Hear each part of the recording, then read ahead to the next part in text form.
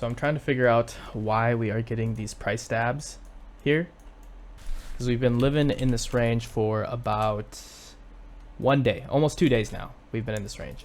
FOMC is tomorrow, so I'm expecting volatility, but what's interesting here is price is kind of grinding its way up, almost following this trend here. If we look at the CVDs, you can see that futures is bidding up the market and spot is selling. So there's no organic demand in this range, which increases the probability that if we do squeeze up out of here, then these lows are going to get taken.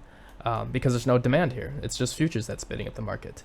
But what's interesting to me is these highs are made right here, and it's almost as if the market makers are like stabbing at the highs to shake off the shorts. And I mean, I got shaken off pretty bad too, because I tried to enter in short right here with my stop loss right here, and I got taken out by this move. Of course, I re-entered right here, right, got a good position, market fell down, set my stop loss below here once this got rejected, but then I got stopped out with that move. I got another good position right here, and it was in profit. I tightened my stop loss, made it flat, but then of course I got stopped out by this move right here. Was not able to enter it right here. But usually after these up thrusts, you'll have a break of structure that comes, and it'll signal the bottom of it'll signal the local top. So it's interesting to me how we're having these liquidity grabs up above, but price still is trending higher with higher lows being put. Okay, if I come over here and look at this structure right here, you can see the upthrust that's put in right here, which is the upthrust of this distribution,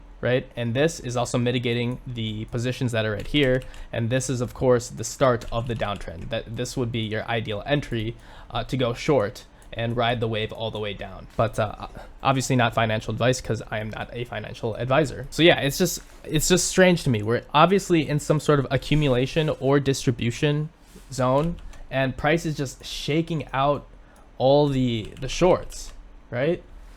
So I wonder if that could mean that the bias for the market makers is they want to liquidate the longs, or sorry, they want to go short because they're shaking out the shorts. So if they're shaking out the shorts, then do they actually want to send the market down? And maybe that's going to be the first move when FOMC happens. Maybe the market does nuke, which is why they're shaking out the shorts right now, before they send it up. I don't know, just a theory, some thoughts going on in my head. Open interest seems to be decreasing throughout here. Checking Coinalyze, it looks like we did have a move up in the funding rate here, so maybe longs are starting to enter here. Interesting enough. Okay, internet, quick update on this range. As you can see, we've been following this trend line up. We did have FOMC yesterday, and we had a volatility event that happened here, and we had a liquidity grab to the upside, which came and retested the bottoms of this structure right here. So yeah, so we had a swing up here, drive down, and we had what looks to be like a retracement here of some sort. Yeah, it looks like we got rejected off 50% of the range, and then we came up, temporarily held above that, and then drove down. So we got a retracement, and right now I'm wondering whether or not we're gonna break down through this trend line, right, and consolidate before we squeeze up, or if we're just gonna nuke straight through this. I guess we'll have to see what price action looks like right here. But one thing I do notice is that the reason why we have been trending up, the reason why price has been following this trend line, is because futures has been twapping the market up. As you can see, spot again is not bidding within this range. It's only futures that is keeping the market propped up, which is so this is another great example of futures TWAP, and how futures can kind of lead the market, coerce the market towards liquidity, because you can see clear as day, futures is bidding up here, making higher lows while spot is selling, right? And price is in alignment with futures. So that tells me that there's no actual organic demand here, and that futures is kind of coercing the price to go up, right? And liquidate the shorts here. And you can see up here we had a decent amount of short liquidations, but this was FOMC here. You can see all the longs that have accumulated in this area got liquidated right here, or a lot of them got liquidated. Oh shit, got some alerts going off. What's going on? BTC, okay, yeah, we're crossing this ray. So I'm curious if we're gonna actually hold at here. My thought process is that we're gonna break down. We're actually gonna break down through here, but we'll see what happens.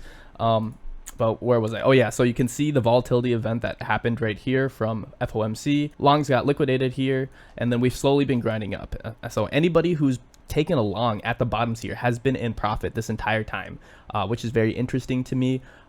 Looks like price is finally starting to break some structure and go down after we had this retracement. This is also very interesting to me, how we have basically this order block right here. Price didn't even really make it up to here to mitigate these orders, which might have shown how bearish it is. I don't think this support line is going to hold. We'll have to see what happens. But see, the thing is, when you're having futures that is kind of moving the price up, there's a lot of people that are opening up positions in here, longs, and they're never really having to experience drawdown. So once you actually do have price revert, because futures turns off the TWAP algorithms, and as you can see, futures is starting to sell pretty heavily here, then a lot of these people get shaken out as the breaks of structures happen. At least that's kind of my thought process right now. If we check open interest has been increasing substantially through this period here. It had me thinking, in here you have shorts. You have shorts that accumulated in here, because if you check the funding rate, yeah, just looking at the funding rate right here during this event right here, funding rate is going down as open interest is increasing here. So I do think there are quite a few shorts that opened up in here, but also you can see that open interest really increased at the tail end here while the funding rate is also declining. So I don't know, is there shorts that are opening up in here? We'll have to see what happens. Again, my bias right now is that if we do break this, I want to see us hold right for a potential squeeze up, because I think if we do break this trend line, then there's going to be a lot of people that get bearish in here, right? And we'll short the bottom. So we should see open interest increase substantially if we do hold underneath here, right? And then if we see that, that would be a trigger to look for a long position to potentially squeeze up and run these highs up here. At highest, we could get up to maybe 31K. My minimum target would be maybe 30K or 33K. Obviously, this is not financial advice. I'm just because I'm not a financial advisor, and this is just my personal journal. I do think we're going to squeeze up. I don't think these lows are safe. I think that if we do squeeze, then it's going to be a UTAD event. Okay. Worst case scenario is that we just start avalanching on the break of this, right? Price starts looking like this, right? And then we start coming down to the lows. If that's the case, then I would probably look to play short on a bounce up, right? To mitigate like whatever positions are here, get involved right here, and expect us to nuke of some sort. That's kind of what I'm thinking right now. Taking a look at the volume here, just on each of the highs and the lows, I went to Exocharts and just pasted it here. It's just interesting to see like how much volume there is at the beginning, at the start of this range, right? And even on the drives up, like 71 million, 74 million, 100 million volume. Even this right here, that's a lot of volume, a lot of sell volume that came in.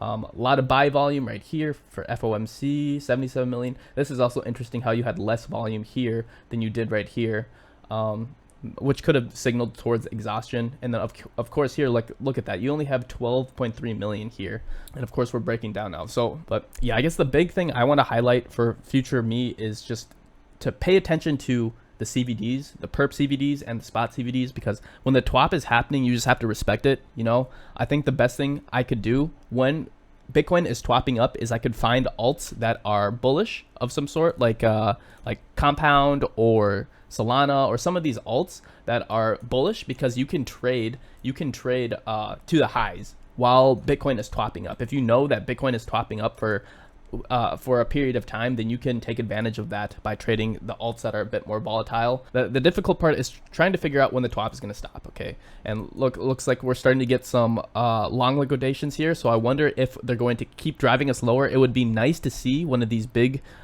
green liquidations of over 1 million longs getting liquidated, and then it would be interesting once we get a big green candle if we start consolidating, because right now the basis is telling me that futures is stepping in here, kind of propping up the market, not propping up the market, but seeing the basis go up while futures remains kind of flat through here, and spot selling tells me that futures kind of containing this move down. It reminds me similar to this right over here. Okay, it reminds me to this right here, where you can see, okay, futures is going down here and spot is going down, yet the basis is going up right here. So that tells me that futures is stepping in here, injecting liquidity. Futures is bidding at a more aggressive rate than spot is, which is why the basis is going up, right? But actually what ends up happening is you have a squeeze up to take out the highs here. So this is something that I want to explore a little bit more, is taking a look at the basis to see if it can be implemented to finding signals in the market, because the basis is really interesting to me. The basis basically shows you the difference between the spot and the futures price. Okay, so basically this script that I have, very simple. I'm just taking Binance futures the close minus the Binance spot, and then I have a 60-day moving average on it, because if I remove the moving average, then basically you just get this noise. It's a very noisy signal. So once you apply a moving average to it, you can actually kind of see a trend, the trend of how spot and futures are moving together. And I think in tandem with the CVDs, it can give you some valuable insights into the market. I'm still trying to refine this, and I'm still trying to look for signal, basically is what I'm trying to say. I don't know if that's for sure, but it's something I've been exploring. Even just seeing stuff like this, I think one way you can confirm that TWAP is happening is if you, okay, so your first sign would be that futures market is making higher lows while spot is making lower lows. Okay, that tells me, while price is following futures, okay, that tells me that futures is holding up the market, right? But then another thing you can do to confirm that is just looking at the basis, because you should see the basis trend up if TWAP is happening. That the basis almost confirms that futures is injecting liquidity into the market at a faster rate than spot, right? But then you have these periods where the basis goes down, like right here. You can see the basis actually starts to trend down for a little bit, and that's because spot actually catches a bid here a little bit. It looks like there's a little bit of a spot demand here, so this tells me that in this area there is a little bit of a spot demand, which is why the basis comes down. The futures isn't trading at as much of a premium as it was before, because spot is starting to become closer in alignment with futures in this period here. And of course during FOMC right here, around noon here, you can see spot starts trading flat, right, and actually starts catching a bid, which is why the basis here starts falling and dropping off, right? Another thing that could be happening is if it is TWAP, perhaps when the basis falls, that could also be when futures is turning off the TWAP algorithms and allowing the market to kind of naturally take its natural course of selling. I know these are all ideas that I have to explore a little bit more in depth. I'm gonna hop on a 3-minute time frame because I wanted to highlight something about the basis over here. Okay, so this is really interesting to me. See how futures CVD is trending down, spot CVD is trending down, but the basis is going up throughout this entire period right here. So what does that mean? Okay, so well, first of all, you can see that futures is spot is kind of going flat right here while futures is going up. So there was some sort of TWAP that was going on right here, it looks like, but then price absolutely nuked right here, right? And both futures and spot sold off heavily, but yet the basis is continuing to go up. So because futures and spot are trending down, the CVDs, and the basis is going up, that tells me that it's spot that's actually selling more aggressively than futures, right? Because if the basis is going up, either futures is buying aggressively either futures is bidding at a more aggressive rate than spot, okay, or spot is selling at a more aggressive rate than futures. And I know if you're listening right now, it might sound a bit confusing, but unfortunately I don't really have time to get into the nitty-gritty details. So seeing spot CVD trend down, futures CVD trend down, basis going up, that tells me that spot is actually selling at a more aggressive rate than futures. And then once we actually found the bottom here, right, and you can see the basis kind of level off here, market is reaching a little bit more of an equilibrium, and then you can see here that the basis starts to trend down, and it looks like that's because spot is actually starting to bid here, right? Over here, spot was selling aggressively, right, compared to futures, and then right here you're starting to get a little bit organic spot bid here.